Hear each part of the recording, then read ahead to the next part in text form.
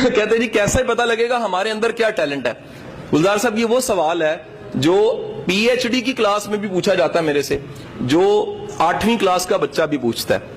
اس کے میری سب سے زیادہ جو وائرل ہونے والی پہلی ویڈیو تھی جو ایک دم 13-14 لاکھ پہ چلی گئی، وہ یہی ویڈیو تھی، یو ای ٹی میں ریکارڈ ہوئی تھی، آئی بی والوں نے کروایا تھا، ڈاکٹر علی ساجد نے سیشن۔ یہی سوال تھا، قدرت نے اسی سے شاید عزت دینی تھی، اسی لیے اس سوال کا جواب دہرائے دیتا ہوں کہ اس سوال نے مجھے رسپیکٹ دی تھی۔ سوال یہ ہے کہ ہمیں کیسے پتا لگتا ہے کس کام کے لیے ہم بنے ہیں؟ کوسچن اوکے میرا پتر، سمجھ آیا میرا بیٹا سمجھ آیا آپ لوگوں کو؟ کس چیز کے لیے بنے ہیں؟ یاد رکھیے گا جس کام کے لیے بنے ہوتے ہیں پہلی نشانی یہ ہے وہ کام آپ کو ٹائم اینڈ سپیس سے آؤٹ کر دیتا ہے۔ اس کو اردو میں کہوں، زمان و مکان سے اگر کام آزاد نہیں کرتا وہ کام آپ کا نہیں ہے۔ دوسری بات سنیے گا تو پہلی بات زیادہ بہتر سمجھ آئے گی۔ سر جو کام آپ کو تھکاتا ہے نا وہ آپ کا پیشن نہیں ہوتا، کیونکہ پیشن تھکاتا ہی نہیں ہے۔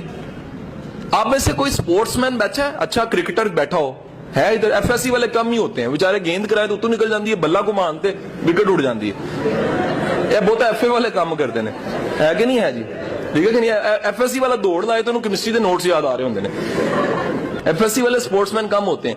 جو سپورٹس مین ہوتا ہے نا، کبھی نوٹ کیجئے گا، جو کرکٹ کی پریکٹس کرنے والا شکل دوپہر میں بھی کھیل رہا ہوتا ہے، اس کو ساری دنیا کہتی تیرا رنگ کالا ہو جائے گا، کہنا چھوڑو میں تے چیمپئن بنا گا نا۔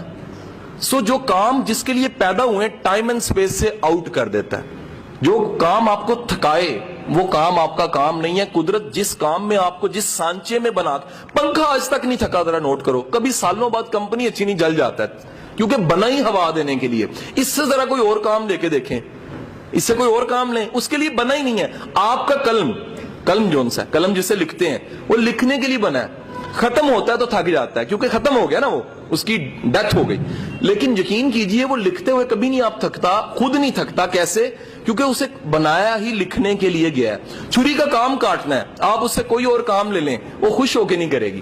لیکن ہمارے ملک میں تو پین سے بڑے کام لیے جاتے ہیں، نالا پانی بن جاتا ہے، اس کے بعد مسواک بن جاتا ہے، کانوں میں بھی ڈالا جا رہا ہوتا ہے، ناکوں میں بھی ڈالا جا رہا ہوتا ہے، اور اگر نقل لگانی ہو تو پچھلے کو بھی مارا جاتا ہے کہ مینو 10 وہ بھی مہربانی کرتا ہے کہ غلط بتا دیتا ہے۔ نقل لگانے والے سے سارے سوال مطالعہ پاکستان کے پیپر میں کہ مسلم لیگ کب بنی تھی، اگلے سے پوچھ لیا پین مار کے، پھر پوچھ لیا، سارے سوالوں کے جواب اس نے بتا دیے۔ آخر میں اس نے خود سوال آگے والے نے پیچھے مڑ کے کیا، اور یار یہ پاکستان کب بنا تھا؟ تو اسے پتا لگا وہ سارے جواب جو اس نے لکھوائے تھے وہ سارے غلط تھے، جس کو پاکستان بننے کا نہیں پتا۔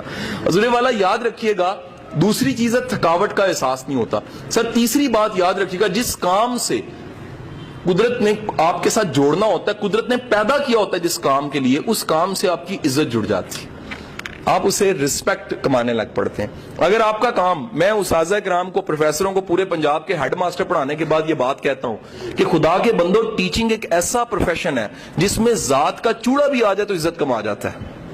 یہ جملہ بڑا خطرناک میں نے بولا، سٹریٹ فارورڈ بولا ہے، ذات کا چوڑا بھی آ جائے نا ٹیچنگ میں عزت کما جاتا ہے۔ ہمارے معاشرے کا المیہ یہ ہے کہ ہمارا ٹیچر عزت نہیں کما سکتا۔ وجہ کیا ہے؟ نہ وہ استاد والا کردار ہوتا ہے اور نہ استاد والا مزاج ہوتا ہے۔ تو حضور والا یاد رکھیے گا، جس کام سے قدرت نے آپ کو جس کام کے لیے پیدا کیا ہوتا ہے اس کام سے آپ کی رسپیکٹ جڑ جاتی ہے۔ چوتھی چیز یاد رکھیے گا، سر جس کام کے لیے پیدا ہوئے ہوتے ہیں اس میں معاوضے سے بھی آزاد ہو جاتے ہیں۔ آپ کہتے ہیں معاوضہ تو آ ہی جانا ہے، معاوضہ تو مل ہی جانا ہے۔ یہ معاوضہ چھوٹی چیز ہے، اس سے بڑی چیز یہ ہے میں وہ کام کر رہا ہوں جو مجھے پسند ہے۔ مائیکل اینجلو کو جانتے ہیں؟ کون تھا؟ کوئی ہے نا کبھی میرا رشتہ دار تھا۔ ایچ ایس این میں کلاس ہو رہی تھی تو ایک ٹیچر نے پوچھا کہ یہ بلوچستان کا گورنر کون ہے؟ ایک نے ہاتھ کھڑا کر دیا، کہتا میرے ماموں ہیں، اور وہ سچ بول رہا تھا کہ وہاں تو ساری جو سی جنٹری بیٹھی ہوتی ہے۔ تو حضور والا مائیکل اینجلو کو جانتے ہیں؟ ہم میں سے مائیکل اینجلو ایک ایسا انسان تھا جس نے بائبل کو مجسموں میں اور اپنے جو گرجائیں ان میں کنورٹ کیا، سارے پورٹرے اس کی چیزیں بنی ہوئی، پتھر کو کنورٹ کرتا تھا۔ آج آپ نے جا کے گوگل پہ مائیکل اینجلو لکھنا ہے، اس کے بنائے ہوئے مجسمے آپ کو ایسے لگیں گے اصلی ہیں۔ اور ایک واقعہ ہے، جب اس نے ڈیوڈ کا مجسمہ بنایا تھا تو ڈیوڈ کا مجسمہ بنانے کے بعد اس نے دیکھا اور دیکھ کے کہا کہ بولتا کیوں نہیں ہے؟ وہ اپنے آرٹ کو دیکھ کے پاگل ہو گیا تھا اور ہتھوڑا مارا اس نے اس کے پاؤں پہ یا ہاتھ پہ اور توڑ دیا اور کہا کہ تو بولتا کیوں نہیں ہے؟ میں نے تجھے اتنا خوبصورت بنایا۔ مائیکل اینجلو وہ انسان تھا جو 15 دن مجسمے بناتا تھا، اور جب اپنے بوٹ اتارتا تھا تو کھال بھی پاؤں سے اتر جاتی تھی۔ اس بات کی فکر ختم ہو جاتی تھی کہ 15 دن گزر چکے ہیں۔ حضور والا یاد رکھیے، جس کام کے لیے پیدا ہوتے ہیں